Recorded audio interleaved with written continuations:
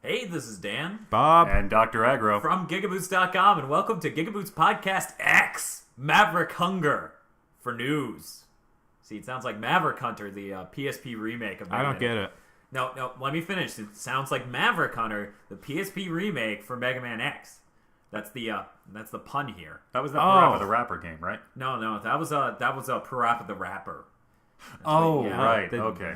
Subtle differences. Easy to mix those up. But in any case, for this episode of the GigaBoots Podcast, we have a pretty good setup. We've got some great news to deliver you, and, you know, in the interesting factor, it's not good news.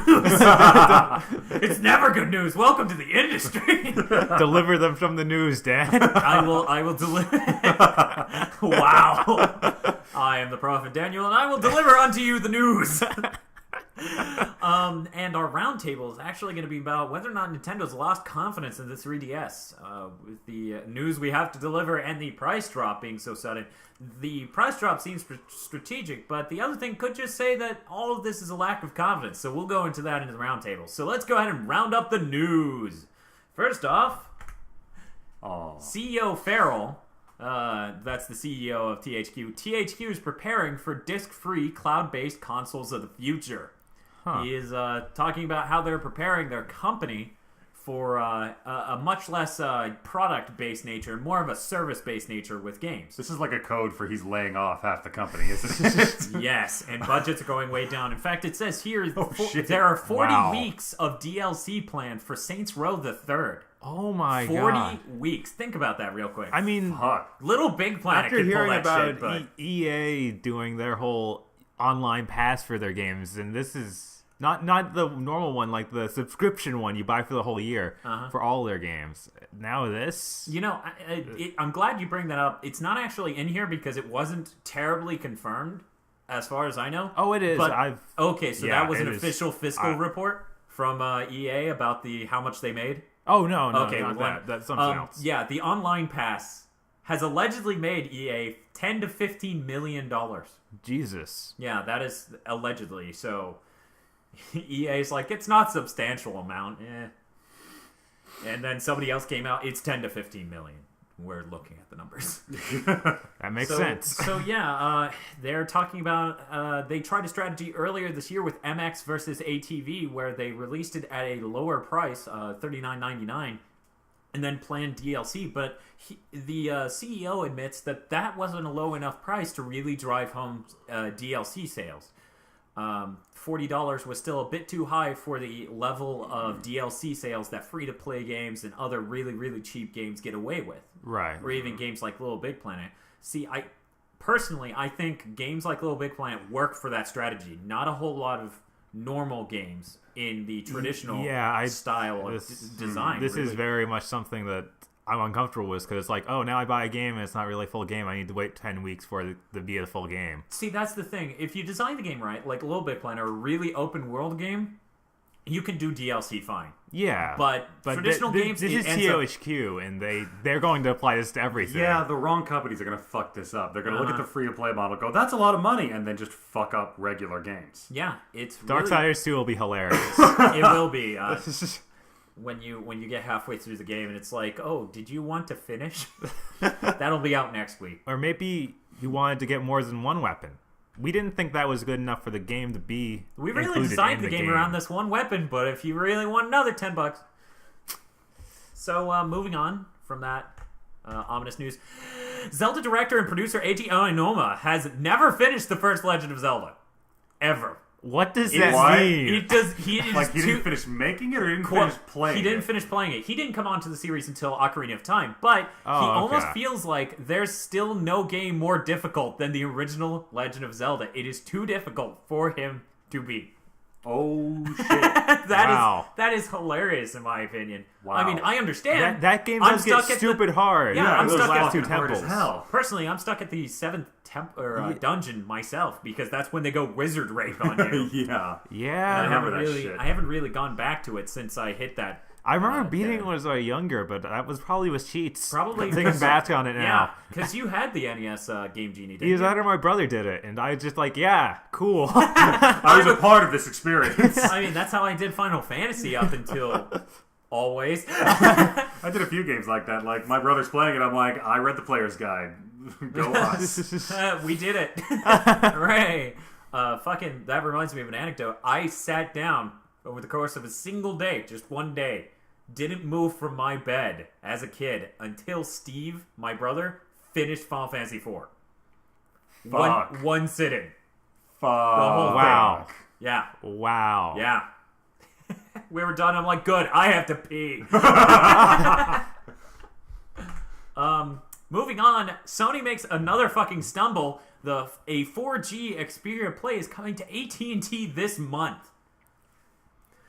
Nobody likes AT&T. AT&T doesn't even have good 4G. For those who don't know, there are essentially three technologies between legitimate 4G and 3G. You have 3G. You have what they call LTE. Mm-hmm.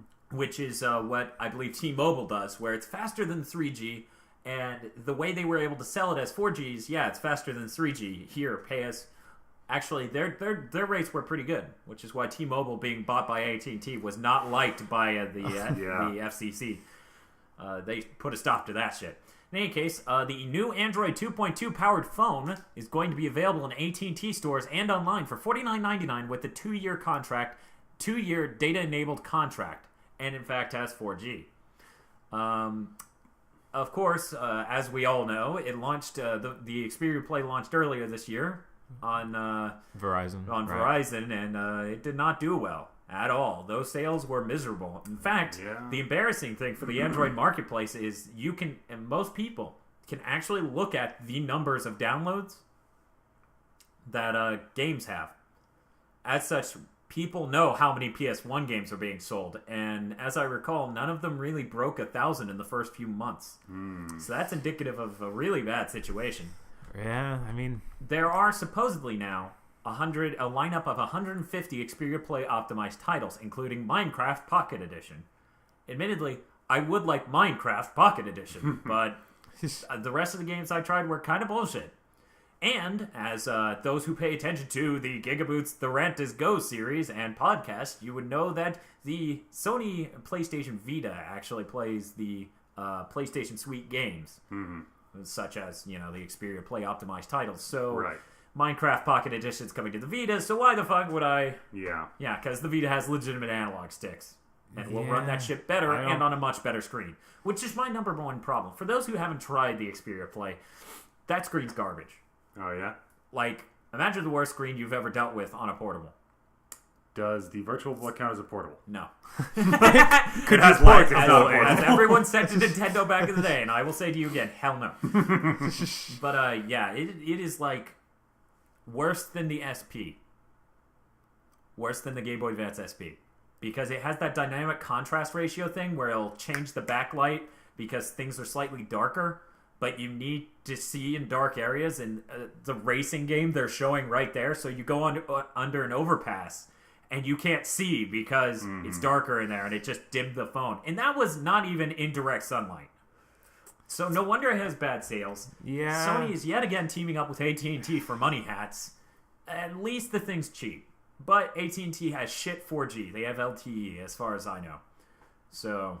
yeah, I know they're one of the big ones advertising it, but but it's not legitimate, it doesn't as I understand. mean anything. 4G, whereas Verizon does have legitimate 4G, just in smaller region. Right. So, moving on from that depressing news, apparently, allegedly from this report, Wii U, the hardware has gone into development hell. Is this an official industry term? Development hell is an official industry term in the movie industry when a script just gets... Oh, fuck, I know that in the movie industry. Yeah, that's where the Wii U is right now. Oh, shit. Was apparently... it's in Mario Brothers zone. Yeah, it is the minus world. It just keeps swimming and fucking nothing's happening. But yeah, apparently, up until this point, the controller has been a wired interface.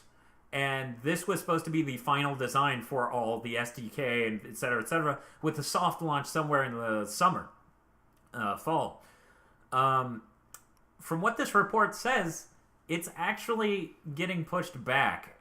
There are some severe problems with the hardware. There are constant software updates happening daily to the SDKs to get them to work properly. The wireless controller isn't streaming. People are kind of pissed at Nintendo for, promoting this feature so much, and it doesn't work currently. Yeah, that's not good. That was like the one thing they had at E3. That was a lot. That is it. So yeah, if they can't get that working, this I is hope going to this be a real. this is false, but oh my god. These are actually the exact same people who have leaked most of the major hardware news this year. Yeah. Okay. So they have some good credibility behind them at this point, because I believe this is the same people. I'm not positive. This is maybe the same people as the second analog stick news, when that was back in Rumor Town before Famitsu popped up with pictures. Right. So yeah. So that is currently the situation it's in. It says here they were quietly expecting a June 2012 release, but Nintendo is struggling to get the final architecture working properly, and it looks like it's going to get pushed back into September at best. That's at wait, that would be the full launch of the system? Yeah. Wow. That's what they're planning, and that may fall through. Huh. Yeah. So hopefully we'll find out what's going on there from a more like if this works like the way all their other announcements have worked, it's just a little bit later we'll hear about it from somebody who gives more details. Right. So scary shit. It really is. I mean, this is a low-end hardware. How do you not? Yeah. I do think that'd be the first thing they clear up, the streaming. Yeah. That's the main clearly thing. that was the major feature of the unit. Yeah. I haven't looked into it, which I really do, because I'm a fucking nerd. Want to look into what bandwidth is necessary to power that resolution, and whether or not Bluetooth 2.2 or whatever can provide that. Because if it can't, we're trusting Nintendo to design some custom chip, some custom wireless. And no, I do not trust Nintendo. I could just see a table of engineers looking at Miyamoto no, it's not like we don't want to. This, or we can't do it. This can't happen. Let me explain the universe. Punches. Punches in mouth. Oh, God, this is scary shit. Yeah, it is. So hopefully that'll sort itself out before the Wii U gets pushed back to 2013, because that's... Yeah, let's push it back to when the other consoles might be launching. That'll work out well. Because you know Microsoft's going to have a major E3 showing next year with their next console. Even if it's not coming out next year, even if it's coming out 2013, it's going to happen. They almost have to, since they're out of games to show for the Xbox. Yeah, they're really pushing Kinect. Yeah, they're pushing Kinect and nothing else. Went multi-platform, so they're, And their only other one is... And their studios one keep Halo. Closing. Yeah, they got one... And Gears comes out later this month. They've got a Halo that just lost its creative producer, creative, what is it? Specific director, maybe? No, maybe, I don't know. I can't remember right now. But yeah, they lost Ryan Payton, which you may remember as the assistant producer of Metal Gear Solid 4, thus why the controls were so damn good. Right. But yeah, they lost him because he quit over how unfulfilling working on Halo was creatively. He's like, they're never going to make the Halo game I want, so I quit. That's seriously what I said. I want to see what he's going to go make. Fucking teams up with Bungie. Awesome. Yeah! High five! Best friends forever!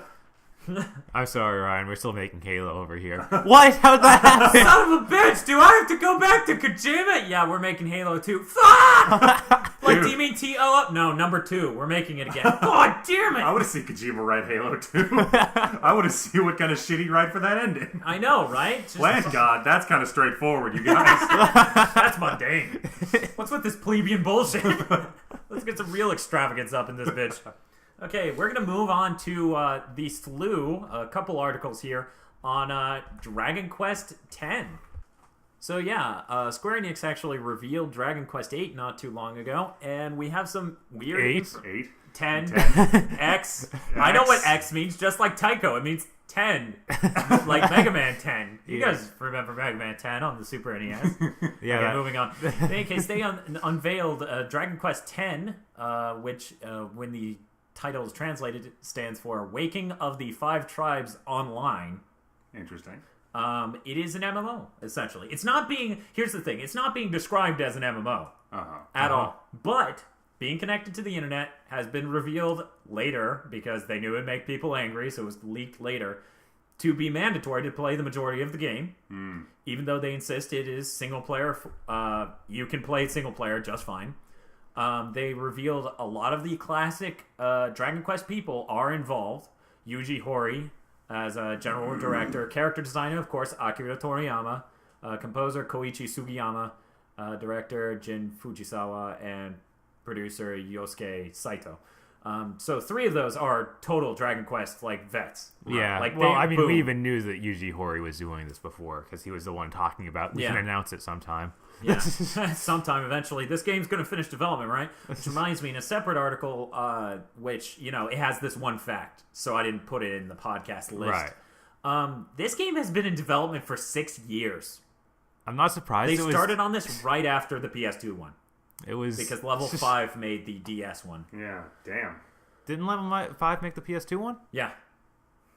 Square Enix started on this right after the PS2 one. Gotcha, so that... Huh. Yeah.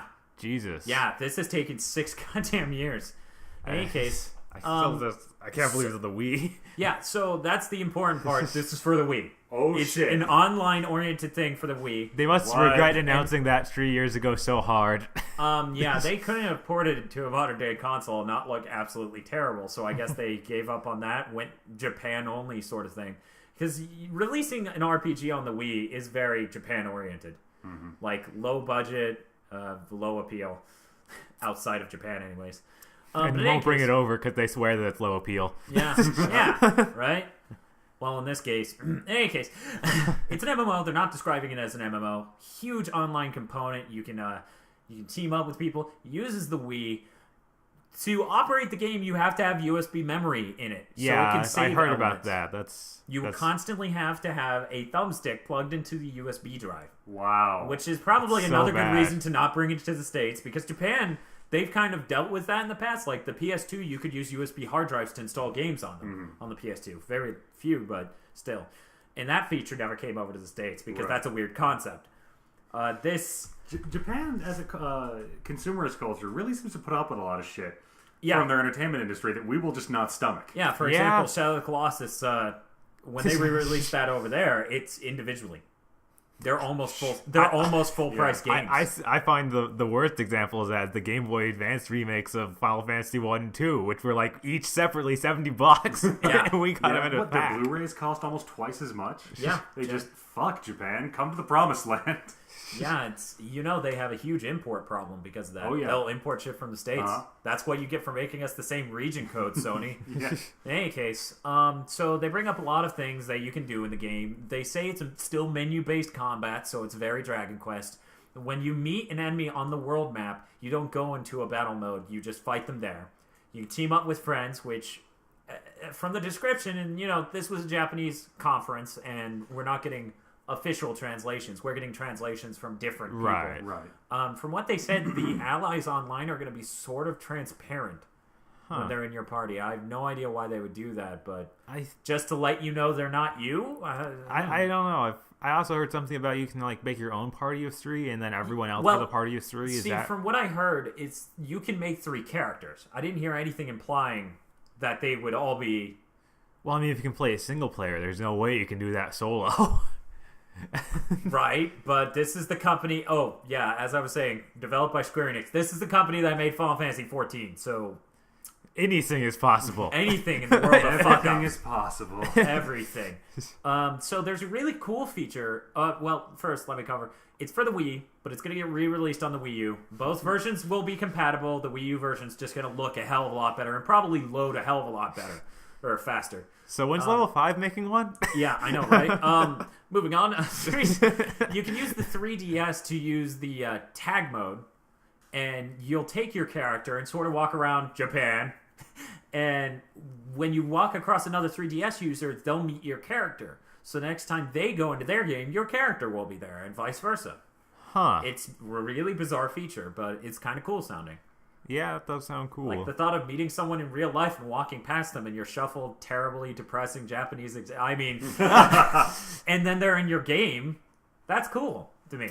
That'll never work in the States. That's something I was really excited about with the 3DS, with all those past features. And I've actually had a surprising amount of luck sometimes. Well, let's be honest. You work at a retail chain that sells video games that I'm not going to name. So, but I mean, I've met people outside of that though, like just going to a movie theater. Stuff that got me a buttload, and it wasn't even like a lot of people in the theater. Cool. Yeah. Yeah. I mean, it works if you definitely frequent. not. Yeah. Yeah, and if the console was taking off more, it would definitely work better. Yeah, if they made it cheap to begin with. Yeah, if they made it cheap to begin with, it would have probably taken off like fucking. Or maybe release a Mario. But rolling back to the topic of Dragon Quest X, the control options are Wii Remote and Nunchuck, USB keyboards, Classic Controller, and Classic Controller Pro. Dragon Quest X is slated for release in 2012 for the Wii, and it's to be announced for the Wii U. And a price and possible usage fee, which they will probably... possible in Japan, yeah. We're sorry it's broken. More 3 months. Final Fantasy 14 was so bad, everyone gets 3 months of Dragon Quest X. Have they started charging for 14? No. Damn it. Isn't that fucking amazing? The last thing I heard, they brought in the guy who fixed 11 when they made it wrong. Yeah. I don't know why they didn't have just make him make 14. Yeah, like, let's bring in the guy who made 11, because he knew what he was doing. I'm here. Oh my god. Why did you do this again? What did I say? He runs for the door to open it, and it's locked, and they're like, please fix our problems. He's like, let me out of here. In any case, man, they switched the lock on that door.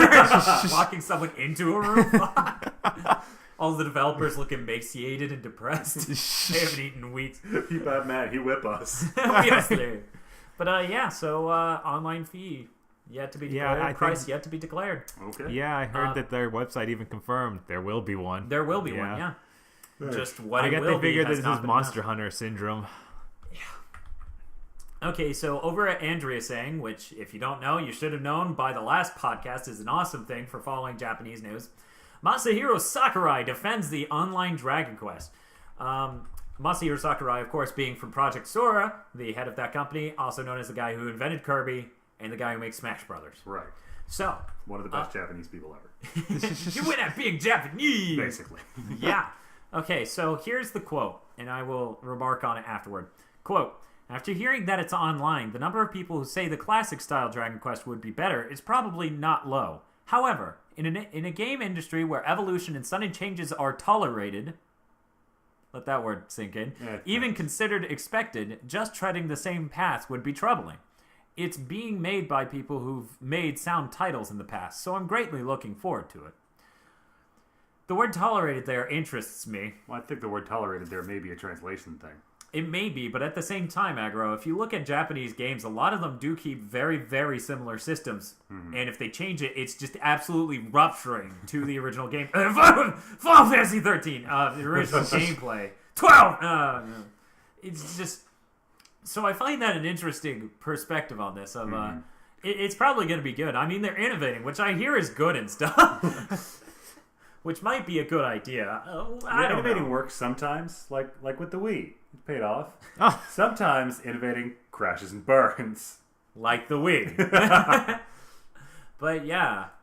Which reminds me, real quick on that note, I find it interesting that Sony or Nintendo is really courting third-party developers so hard, because if you think about it economically, they could feasibly make way more money if their platform just sold solid numbers on third-party titles. Like, selling that much hardware, that's great and all, but if you sell, like, millions of copies of games and you're getting royalties, yeah, and then they're like, I guess we should try to have our cake and eat it too. Right. Wii U, it's forever, whatever. So yeah, there's Masahiro Sakurai's quote on that. Moving on to different news. There is an opinion piece over at Alt Dev Blog-A-Day, which is an awesome website, by the way. It is just all these developers musing on different things. He's talking about the importance of AAA titles. He's noting, yes, recently there has been a transition to a very narrow sector for AAA titles and indie games and free-to-play games and various other things that are the exact opposite, really taking off. But this sort of thing is very cyclical, he reminds us, and it's very likely once the next gen kicks in, AAA titles will really take off again, of course, because you're not going to see this expensive hardware be in the hands of indies and all sorts of other things. So he notes that, yes, the indie movement's good, and it's good to go do that sort of thing, but at the same time, don't lose your specialization as a developer as a programmer or engineer over that, because then you won't fit into the giant machine as a cog of the AAA title mechanism. If you don't specialize heavily into, say, sound engineering or something specific like that, you'll just be like, I made this games, and they'll go, yeah, we can't hire you. And I've actually heard this from other developers where they're like, fun fact, being specialized is good for a large company. Yeah. Being well-rounded fucking sucks, and they won't hire you. Or if they do, they won't know what to do with you. Mm-hmm. Right. Yeah. So this is an interesting opinion piece. All the indie things going on now are definitely important and everything, but right. At the same time, I don't see a decrease in our AAA titles. So. Oh no, like numerically speaking, we definitely have a decrease compared to last gen of how many AAA titles we're getting. Like last generation, AAA, obviously the financial level at which it happened was lower, which is why we had more. When we came into this gen, it went up to about $30 million, and it's now sort of coming down from that, like to 25 or 20 for a cheap AAA title. Like, I wouldn't be surprised if somebody told me Homefront took $20 million. So, yeah, just numerically speaking, the amount of investors, the amount of the size of publisher you need, all that sort of thing got a lot stiffer this gen. So our number of AAA titles has definitely decreased since last gen. So then all these people who sort of got laid off from studios like Factor 5 sort of went under because of one bad title, which is one of the reasons why that sector is narrowing this gen. Right. Because so many people are bombing out. Right. Factor 5, Free Radical, etc. It's just like, yeah, so they sort of started moving towards indie, all of these employees of these larger developers that just sort of... So... It's good to do that, and that is a sustainable model. But once, like on iOS, on the iPad and iPhone, the games are 99 cents. That is nowhere near a sustainable model for most. Like 95% of the games put on there aren't going to make near the amount put into them. So that itself isn't a sustainable model. If that creeps up to the PlayStation Vita level or PlayStation 3 in a larger form than the minis, then yeah, that really becomes an unsustainable model, and then things will probably swing back to the AAA. But either way, it's an interesting opinion piece, and I really think people should check it out. It's very, very interesting. The site in general is very interesting because it's all these developers coming up with, like, here are these interesting things about running a company, here are these things about, like, random bullshit. So, interesting. Moving on.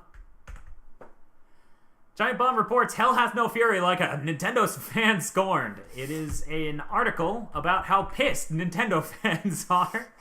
God. This is the first time, I got to tell you why he said, oh my god. It's the first time Aggro has gotten to see the second analog stick on the 3DS. That thing is horse-shit. Yeah. If you look at it, if you guys have seen our 3DS Game Gear battery life video, one of Eric's complaints is that the 3DS analog or slider nub doesn't have friction. It doesn't have any sort of way to grip it. And it's fairly large compared to the second analog stick. So with the lack of gripping technology and being smaller, Jesus Christ. It's awkwardly placed, small as hell. That is like the least of its problems here. Dude, no, it isn't. That's gigantic. It's fucking tiny. It's off to the side. The whole thing is just a piece. Oh my god, is that thing as big as a PSP 1000 now? I would not be surprised if it's larger. Yeah, probably. That thing is huge. This is retarded. It really is. I can't let's explain that. I used to... Yeah, go. So, the 3DS is going to get Monster Hunter 3G is the name of it. Right. Because of that, they wanted to make the analog sticks set up closer to something reasonable, like the Classic Controller Pro, which was designed around Monster Hunter on the Wii. Mm-hmm. So they added a second analog stick, like Nintendo and Capcom. Capcom, the developers of Capcom talked to Nintendo, and they made this thing. Best case scenario, this is going to stay for that game, and only that game, and it's somehow packaged in with that game. And, you know what? Maybe even Japan only. Like, because there's a good chance that game isn't coming here. It probably will, but, like, good luck on selling someone on Monster Hunter for that expensive on the 3DS. Where you could buy that horrifying cradle. Aggro is now looking at his hands, trying to figure out how the human hand conforms to such... I just realized how far away the buttons are from your thumb with that fucking thing. Yeah, It's awful. The thing's horrifying. In any case, this entire article over at The Giant Bomb is talking about, let's see, quote, people are pissed at Nintendo today. You'd think the company contaminated the local water supply based on the response to the news that Nintendo's preparing a Circle Pad add-on for the 3DS to launch alongside Capcom's Monster Hunter 3G. I added to the pile last night with a hyperbolic headline. And of course the headline is, the horrible 3D analog rumor is coming true. Yeah, this is... Wow. This is just yet another step in a long line of missteps for the 3DS. The shape, even the color in this picture, it looks like the fucking Sega CD. So yeah, with that bit of news, we'll sort of just end the news roundup and transition to the roundtable. So go ahead and stick around, and we'll make some cookies. You know, snickerdoodles. You like snickerdoodles, right? I like snickerdoodles. He likes snickerdoodles. Just listen to him. He's not angry. That's hunger. He's angry. Okay, we gotta go. We gotta go. We'll be right back. Okay, and we're back. Welcome to the roundtable on the 3DS, and whether or not Nintendo still has confidence in it because of the weird attachment of the second analog stick and the price drop. Both of those seem to lack faith in the design of the original unit. Yeah, which is sort of the first step to fucking your company up. Yeah. When you start second guessing shit. Like, I had a Genesis when I was a kid. I loved the shit out of my Genesis. And they came out with the Sega CD. And I did not speak because I didn't want to play Sonic CD. And they came out with the 32X. And I did not speak because I thought blast processing was pretty cool. And then they come out with this shit. This single analog stick attachment brick. And I cannot speak because it's too fucking stupid for words. Yeah. This is quite accurate. In case my esoteric reference was lost on someone, I just compared this piece of hardware to the Holocaust. Oh. Okay. Oh, wow. Well, Okay. Just high five. Just so we're clear. GigaBoots.com. Insulting and smart with the mouth words. That's going to be our tagline on our site. In any case, it's interesting that you bring up Sega as a parallel. In fact, me and one of my journalist friends were actually talking, and yeah, there is a lot of unsettling parallels between Nintendo and Sega at this point. That's... Yeah, I mean... Yeah. Make it look a little more like a Game Gear, guys. Oh. Yeah, can that screen get worse, please? No, really, can it? Please? I need to know. That's useful information. Science. Like maybe with a Sharpie, put like a Jigglypuff sort of thing on it. But what's weird about this from a... You're beautiful. Beautiful. Anyway. I hate the both of you. What's weird about this from a company policy standpoint is that the Nintendo we know now is the Nintendo that made the Wii and we're like, that's retarded. And they're like, no. Just go with it. Everything's going to be fine. And they just fucking went ahead with it, pushed forward, and it kind of worked out. And then they make the 3DS, and everybody's like, there are no games on this. This is retarded. See, that's the interesting thing about the Wii and the 3DS. Like, it kind of comes off as a Sony sort of flip-up, where everyone coming off the PS2 is like, yeah, the PSP is gonna rock! Because they're cheap commandos, and, they fucking buy the PSP, and then they're like, where are the games? And, the PS3 comes out, and they're like, PS3, please don't, why are you $600? Oh my god. Oh, you have 2 games. Shit. So, play Moonstorm some more. On the 3DS Wii U sort of thing, like the 3DS is really the huge slip up from Nintendo with its, like, here's the thing for me. Let me just go off on this instead of bringing up the business side of things. When you design a platform whose title involves 3D, you should design the controls around 3D games. That motherfucker only has 4 action buttons on the front and 2 shoulder buttons. The N64 didn't have a second analog stick, but goddammit, it had 6 buttons on the front so you could fucking move the camera. You can move the camera with 4 of them. Hell, you didn't even have to move it with all 4. Realistically, you could move it with 2, and that would be okay. It's shoulder just confusing because anything. They got it back on the GameCube days, even with putting the C stick. Yeah, They know what 3D games are. Yeah, I mean, could Nintendo just not envision a portable with 2 analog sticks? Because fucking guys, it's called the Vita. Shit. More importantly than that, even fucking. Oh my god, this really started to bug me, and not enough people were listening. I think more people should listen to me because I have important things to say. That's right, Dan. You're a smart man. I With am a popular website. website. With a popular website. I played fucking Pilot. And gosh darn it, people like me. Gosh darn it, people like me. Anyway. How many references are there? In any case, fucking, there is no reason.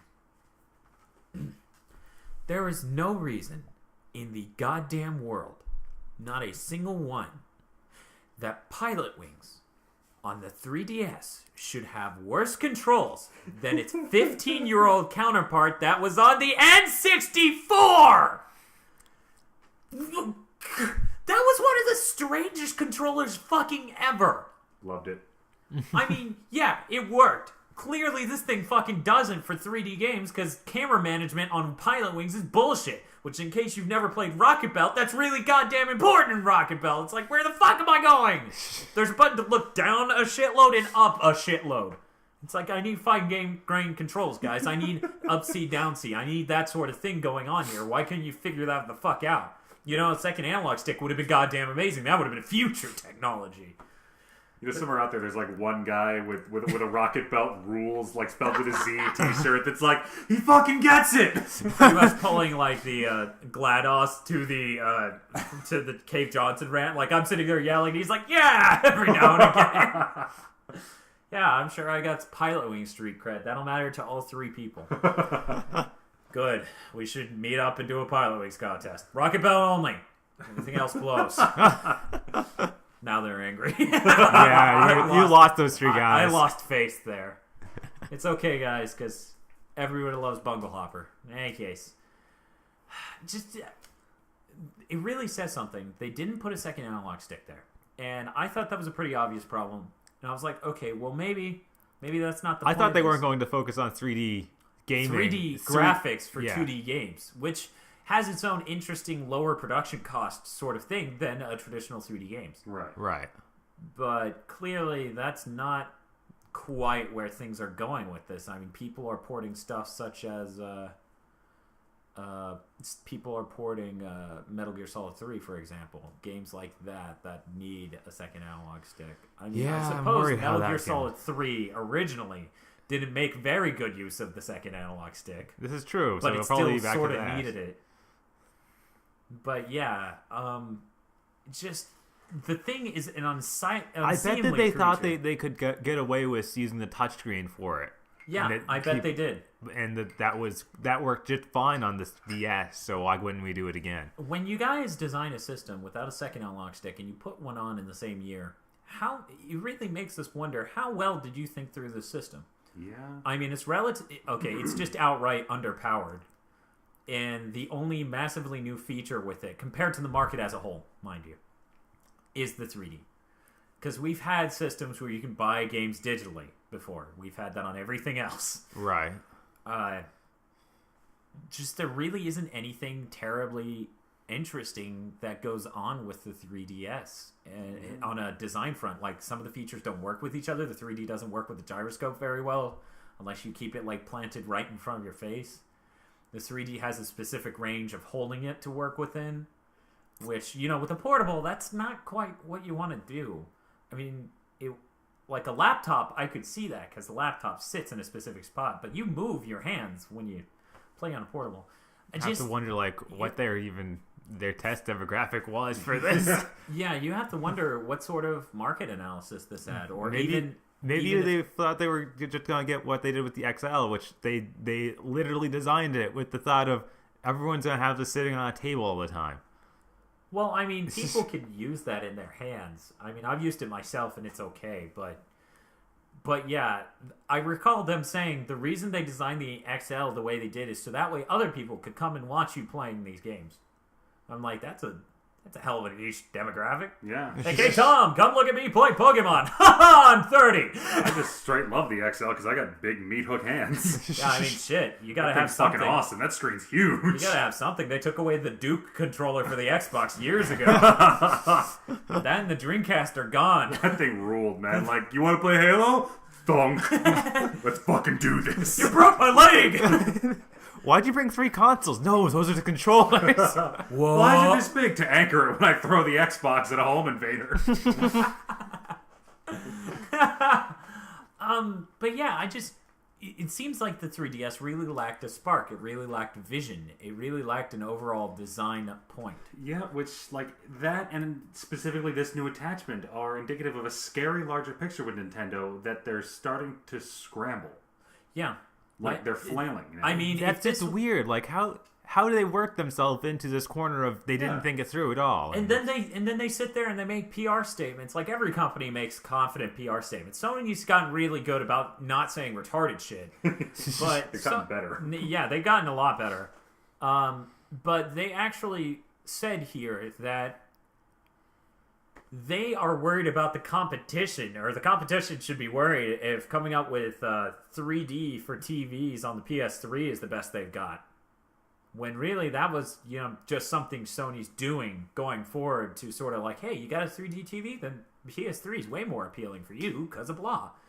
I mean, it wasn't like they were yeah, it's definitely betting not the was bank on the that was not the key feature of the PS3. Clearly, there are a lot of key features with the PS3, which with the 3DS there really isn't. Kind of how Sony does. Like, we're going to put 18 different features in it. Place your bets. At least one of them is going to work.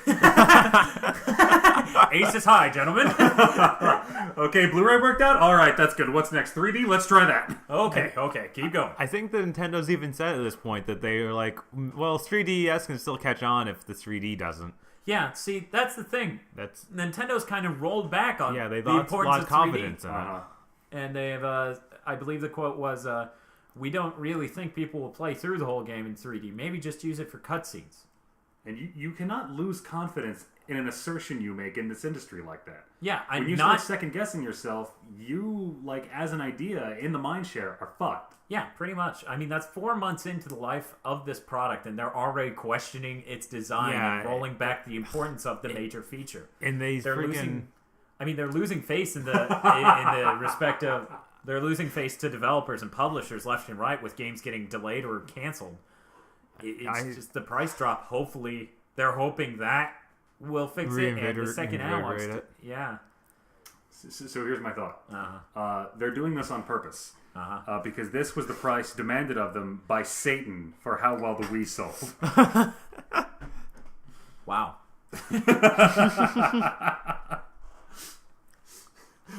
Sitting there laughing his ass off.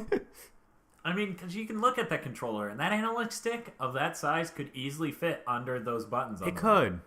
Easily. And honestly, there's no reason they shouldn't have done that. That would have been great for camera management. It would have. Like, action buttons up here. Oh, I got to turn the camera. Boom. I mean, we already know the face of this thing is very unwieldy in design anyways. Fucking, what is it? The pause button's down in the middle, the home button. That pause button is awful. I have fucking huge hands, and that shit is awkward as shit. Like, I think I actually almost pulled something in my thumb one of the times when I reached for that. It's literally easier to hit the off switch for the system. What were they thinking? I have no fucking clue. It just does not make any sense. Who they got to hold this? And they're like, yeah, this is totally the design we should just stick with. I'm worried this might be an effect of the Lucas effect. Yeah. Where somebody's in charge and nobody's questioning them. That could be the case because if you think about it, oh my god, the name of the president of Nintendo just flew from my head. Iwata? Yeah, Satoru. I was like, Sakura, yeah. right? In case, but yeah, Satoru Iwata really came on in the Wii generation, like right before the Wii, and he was like, here's the Wii, and everyone in the company was really doubting him then. They're like, the Wii's not going to take off, this man's going to lose our company. How the fuck? Because if you recall, he came from HAL Labs.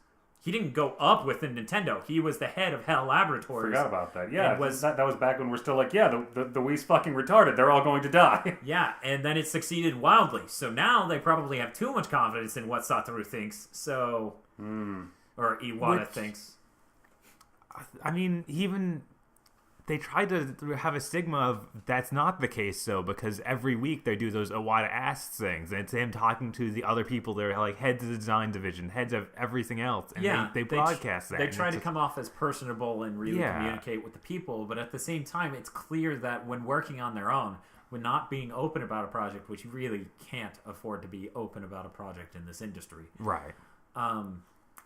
They don't have a good idea of what people want. So, I mean, it's just, I don't understand what they were thinking here. The graphics chip they use isn't even designed to do 3D. Like, it isn't oriented towards, this is going to be 3D platform, so it needs these specific abilities, like vector shifting properties, like really good at that sort of operation. Which, if you had specialized hardware within a graphics chip to do that really well, and then fill rate like a motherfucker, you could seemingly do 3D with way less of a performance hit. Huh. But they didn't fucking do that at all. They just put in a graphics chip and went, nah. Developers can figure it out. They'll just figure... Yeah, that's Nintendo's mantra on that sort of shit. Yeah. And honestly, the 3DS is another step in the long, long journey that has been Nintendo not giving a shit about the third party. So them trying to get third parties on for the Wii U has been a hell of a trip. And really, I don't know why they started with that and why they didn't see it earlier that they need to get third parties on their 3DS as well. The GameCube should have been the hugest indicator of third parties important. I bet that they just figured, 3DS will be fine because everyone developed for the DS. Yeah, that is something they were actually... I've heard them imply things like that before, but that's not how this industry works, per se. Like, here's the conundrum I'm personally in. I lost my DS. A DSi is only $20 cheaper than a 3DS. Look, I'm not a fanboy here. I legitimately do not want a 3DS. So I'm not buying the DSi or the 3DS currently, even though I really want to fucking play Pokemon. Just because it's like, it's $20 more, and the screen's worse, and it has all these features I don't really want, and there aren't any games for it. I mean, yeah, I could buy it and call it future-proofing, but that wouldn't really be the case because everybody knows Nintendo's going to come out with another revision that does the 3D trick better and doesn't look as bad, and right, God knows what else. Maybe has a second analog stick. Ugh. I mean, this is not a good start for a long-term portable. And I'm really pissed off at the industry right now for saying, yeah, the market's changed. The market's changed. Yeah, they're pinning this on the mobile or portable console sector being dead. Oh, I swear to God. Nintendo, the iPhone is not the reason you're making shit-ass stupid decisions. Stop fucking QQing over it. Yeah, I mean, just fucking, that's the way analysts are spinning this. They're like, it's probably that the portable sector is no longer alive, and Nintendo's like, no, it's tough, because they don't want to say it's fine, because then that proves it's the 3DS's fault. Right. Mostly Nintendo's fault, so they're like, it's okay. It's tough, we're dealing. Don't pity us, that'll make us look bad. Maybe they're trying to kill the, once again, maybe this is one of their batshit maniacal plans. Maybe they're trying to actually kill the portable gaming industry before the Vita hits market. Yeah, that is hilariously conniving. But, they'll stab us through themselves. Like a boss. That's some Yoshimitsu shit right there. Seriously. God, I hated that move. Hey, what's he... Oh, God, I'm dead. But yeah, here's the thing, though. The Vita is such an appealing package.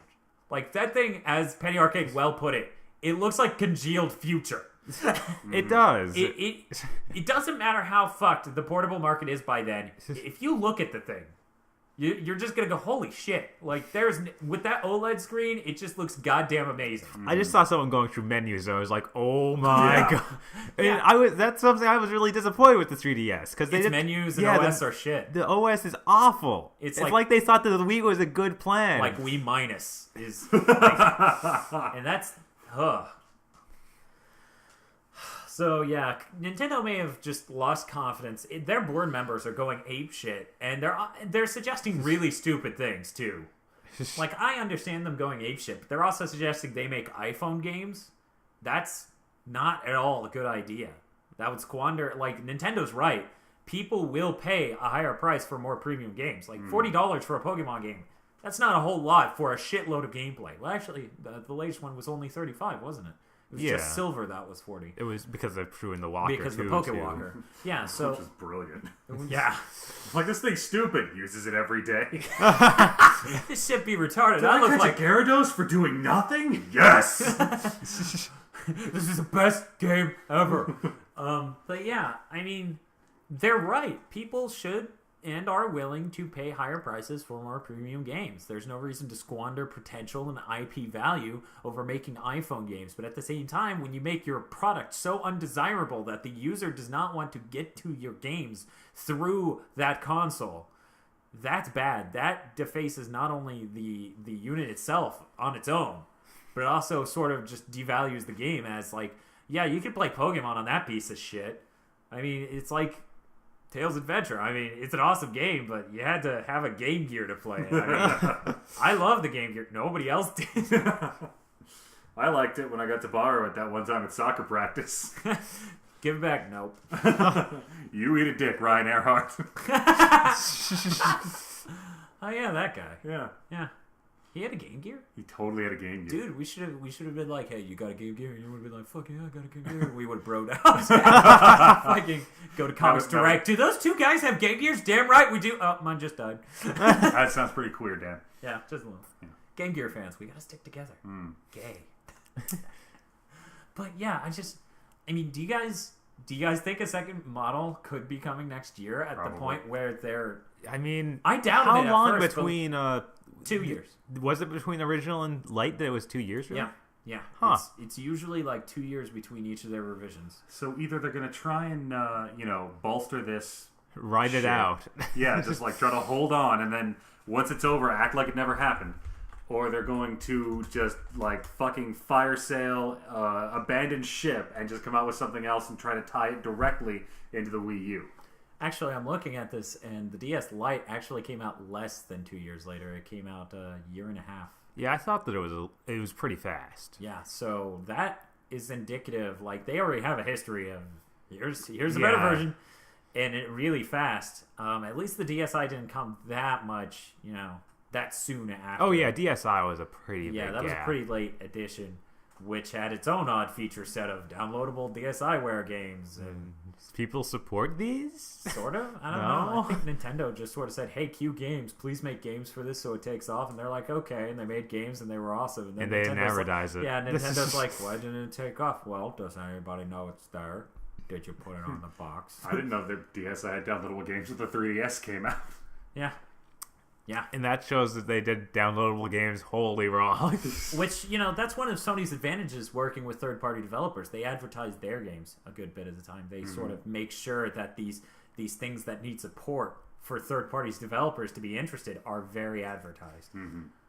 For a second there, I was like, man, we're talking about Sony and Nintendo a lot. We were going to come up as, like, something Sony fanboys or something, but then I was like, we can't even talk about Microsoft. They don't have a portable. Yeah, I mean, what are we going to talk about? Kinect and how Rise of Nightmares looks absolutely disappointing. I figured we could talk about the Zune. Oh, okay. Let's talk about the Zune. No. You remember like 2 or 3 years ago when it kind of sucked to be a Sony fanboy?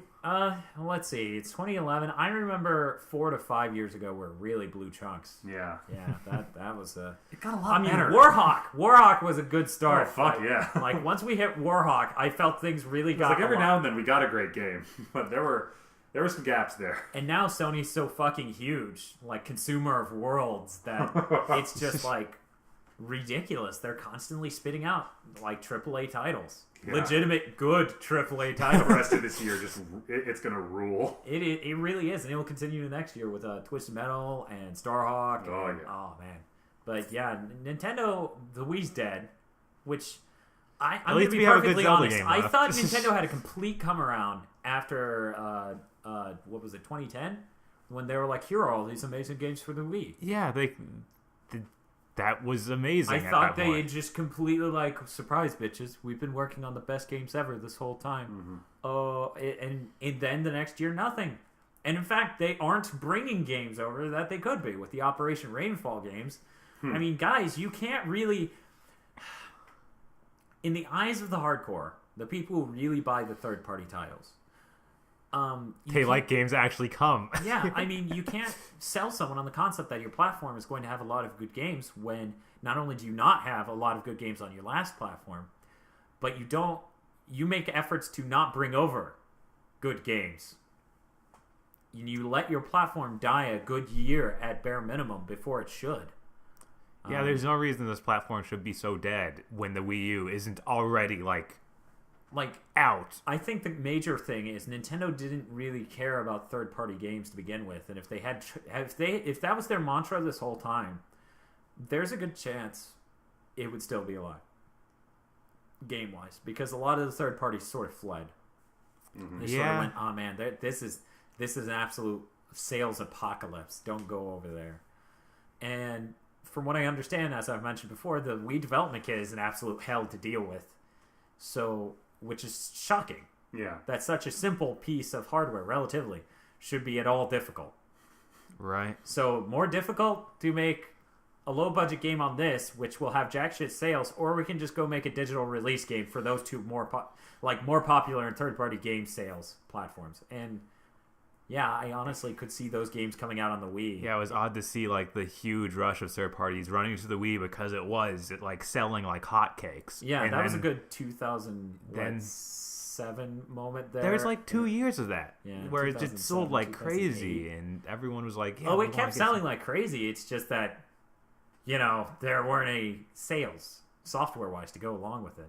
It was like, I got my Wii Sports in my Nintendo box.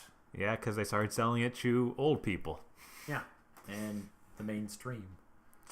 Sorry, I didn't say that with enough scorn. The mainstream. There we go. Okay. Welcome to GigaBoots.com. Yeah, I guess you could call us hardcore gamers. We just don't like you. There's a difference.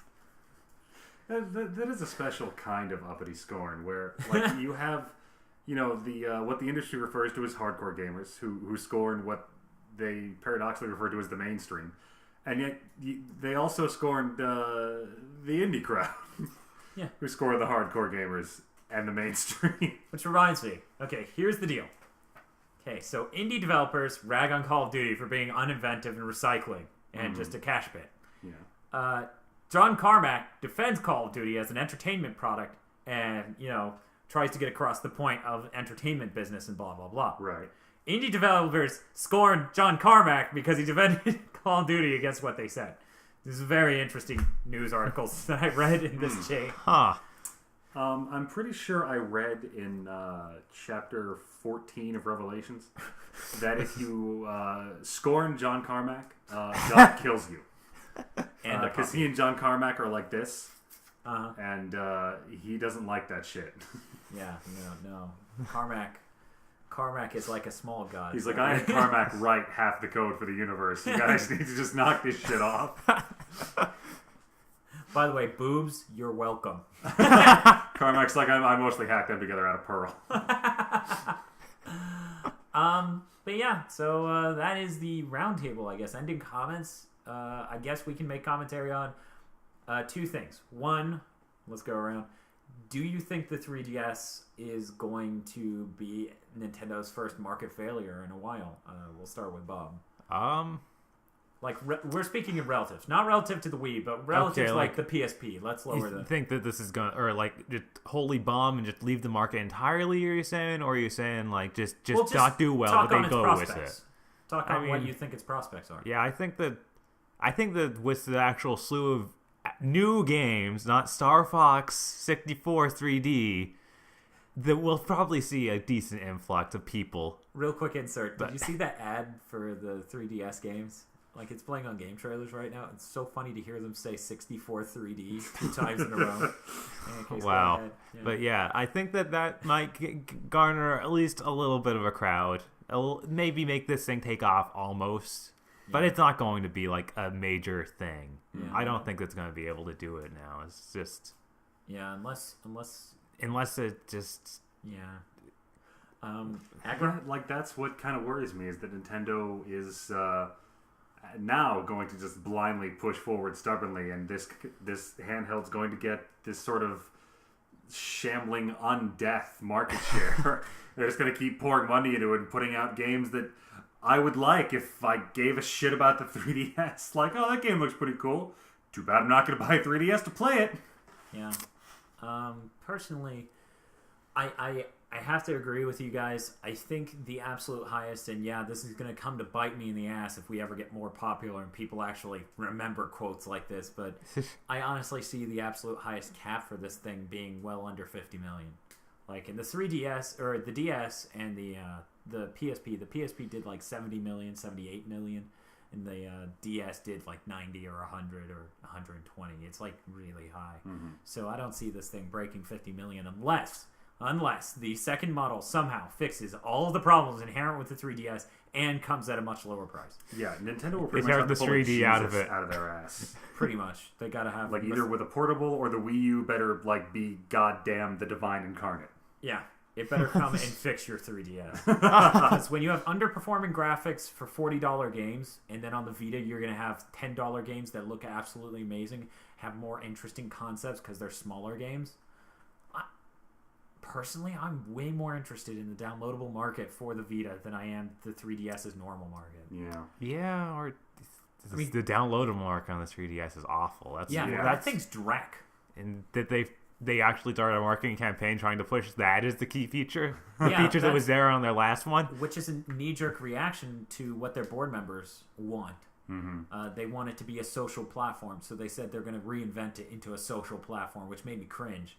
Because the Vita is naturally designed from the ground up as a social platform. You know, it connects with Facebook. It has all those near features. It has all that sort of stuff where it's connecting people. That's a natural thing. You've used the Wii, right? You do envision how Nintendo's social platform is going to... Oh, yeah. Well, I mean, the 3DS was already kind of trying to be more social with all the past features. Where you're walking by people. But they were talking more like social network sort of thing. And that... No, Nintendo doesn't nearly have enough experience, and that hardware isn't capable enough to do that properly. But yeah, so I mean, it's sad to me that I'm more interested in the potential of the downloadable market for the Vita than I am the 3DS's normal games, because already on the Vita we're seeing interesting concepts like that aren't being pulled off on the 3DS. Such as Escape Plan, which just looks bizarre and morbid with its point-and-click adventure, and then Gravity Days, or Gravity, whatever they changed its name to by now. Yeah. I'll just call it Gravity, which has that really interesting gravity shifting mechanic. Which better not be broken, or that game's going to suck. If that's just off a little, that game's going to suck. You click that wall, you fly the opposite direction. What the fuck? No, that thing sets which way's up.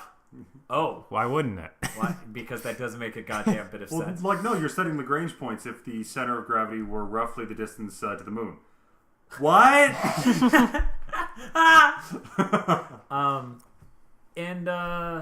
Like, I'm excited about Super Stardust. You know, the fact that we're going to get cheap games on the Vita. If you look at the long term, the Vita is actually going to be a cheaper platform than the 3DS. Easily. I mean, yeah, the normal games are definitely going to be more expensive than $40. There's not a chance fucking hell we're going to get Uncharted Golden Abyss for $40. I am optimistic on pricing schemes. I was the one who was like, yeah, Vita $250, totally. It's going to price match the 3DS. And I do not believe it is financially possible to do Uncharted Golden Abyss for $40. If it is, I promise somebody out there on the internet, free blowjob. Probably if you have to work at Sony, because that... What is that? Are you demons? Do you print your own money? We're gonna get some guy who works at a Sony store, show up and demand a blowjob. At least that guy from Anarage no longer works there, so I don't have to blow off Anarage. So I mean, I think that there might be a scale of pricing schemes. Yeah, for things. Like there could be the higher end Golden Abyss, and then the lower end, like a middle end Gravity Days. Gravity Days is a actual on disc or on cartridge release, which really, I would imagine it is, because I've seen pre-order stuff from places. Yeah. Plus, I mean, they're breaking down the barrier between downloadable and physical release, which is really, really so many things like that about the Vita is much better for a platform to do going forward. And the 3DS doesn't really have a single element that's like that. Well, yeah, no, they just figured they could put out something that's basically what the same model that they've been going with for these other years, and they didn't think they needed to actually make this a full step. Yeah, which is weird. See, I don't know that that's the case. I think they thought, to some extent, that those level of graphics and that setup, all those weird features they've strapped onto it, are somehow solid and a legitimate step forward, like a good improvement and a good successor to the DS, which... No. I mean, if they didn't go for the 3D and they just went hardcore gyroscope and both screens being touchscreens, that would be a more fitting successor, I thought. I think, especially if it was a lower price point than 170. I still think at 170 it's too close to the Vita, considering. I mean, there's only an $80 difference, and the difference in appeal is absolutely massive, in my opinion. True, but if they want to price it along the lines of what they've been pricing things... See, that's the thing, though. Yeah, that's where the problem has really yeah. come to bite them in the ass. That's why I'm in the scenario I am with the DSi and the 3DS. Yeah, because they haven't been lowering prices on the DS. Because really. they're Nintendo. Yeah. They never lower prices. They are not a value gamers platform, which is another reason why they piss me off. Because on the PS, like on the Vita, I can expect, massive AAA game comes out of Sony. Sequel to massive AAA game comes out of Sony. That other game, cheap. That never happens with Nintendo. Yeah. Super Mario Galaxy is still full price. They just finally started doing the Wii Selects titles, which are... when it's dead. Yeah. What the hell? And that includes, like, Twilight Princess, which should have been $20 2 years ago. 2? At least. Yeah, at absolute latest. Well, I really with Twilight Princess should have just been on the goddamn GameCube. Motherfuckers. See, Aggro. I guess we opened some old wounds. Yeah, we just. Aggro's a Zelda fan and does not like the fact they pulled what they did with Bizarro Link and the Wii version. And our pre-order receipt was blank. The ink had rubbed off by the time we picked that fucking game up. Picked up a strategy guide with it. GameCube and Wii version compatible. You know what that means? GameCube version compatible? That means there's a note, a little paragraph in the back of the player's guide that says, by the way, all the maps are flipped and every time we say left, we mean right. That's easy to keep track of, though, isn't it? I mean, that wouldn't confuse me. And that's awful. In any case, I think Nintendo's been really disrespectful to consumers in the way they're designing products and the prices they're pricing them at. So I think this is another misstep in their image as a company. Maybe this will burn them enough so that they learn that they need to... With the Wii U. Yeah, with the Wii U, actually market it towards the consumer, make it a good value and everything. But I don't... Because, I mean, before the price drop on the 3DS, I believe it's in a podcast. I'm positive it's in a podcast. I've been quoted as saying that the Wii U is definitely going to be $400. I now believe it is possible that a smarter Nintendo that has been burned by the 3DS will know to price at $300 or $250. Yeah. Yeah, I mean... Because by that point... If they do $400, they're fucking dead. Oh, you can play the same games as that $150 cheaper device. And you have this ginormous controller. Yeah. What else do you have? And Oh, it looks prettier. Okay, that's cool. Is $150 prettier? Because that was almost the price difference between the PS2 and 360, at launch. So, I was going to say the original Xbox, like that. We saw how that went. Yeah, they were. Because I think that's probably about the gap that we're going to be seeing here. And that's sickening. Yeah, that is like a low end gap. That is minimal. Yeah. And it's never good to have a minimal gap between your two platforms because that kind of, in a sense, devalues both. Because if the original Xbox or the Wii is still $200 and the Wii U comes out at $400, that's only a $200 gap. So the Wii U doesn't look like it's the 3DS DSi scenario now, where the difference isn't substantial enough. Like the original thing isn't cheap enough to send to the consumer's brain, this is cheap, and this is expensive. This is a much better experience. No, it's kind of not nearly as massive a gap. Like if the Wii was $100 and the Wii U was like $300 or $400, that's 3 to 4 times as much. That's like, boom, here's this awesome thing. I think when the gap's like 200 or less, it's going to be like, ooh. I mean, that's what's up with the DSi and the 3DS. People thinking, I mean, in the nomenclature too? Yeah. Wii U? 3DS, DSi? They're doing that same nomenclature mistake again. That's the advantage of having a larger corporation that does other things. They have divisions that do this sort of stuff. And the worst part is not even clear that this is a sequel. You need to put a 2 at the end. An actual number. Yeah. We too. Come on, guys. That no matter which way you spell that. Because they will find some way to fuck that up. TU. It would we too, Brute? With an umlau or some shit. Yeah, I mean, it's still worlds better than this. So, yeah, I think the 3DS is going to have a hell of a time succeeding in the market. Hell of a time. They just cut off DSs completely. Don't even sell them anymore. Like, yeah, Can we never Game made Boy, those. Yeah. Can we just get a Game Boy? Oh, yeah, the Vita. There we go.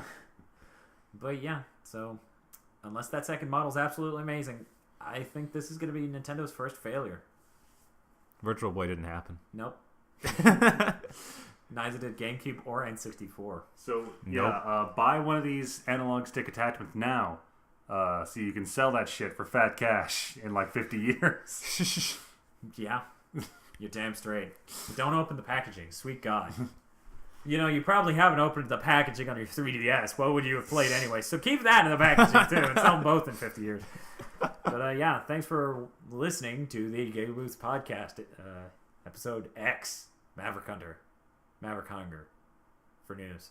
This has been Dan, Bob, Dr. Aggro. Thanks for joining us. Go to gigaboots.com to not, I don't know, suck at life. Go win. The winner's game. The winner's game.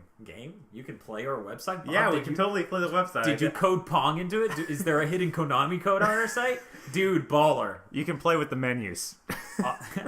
What? Yeah. It's not very fun.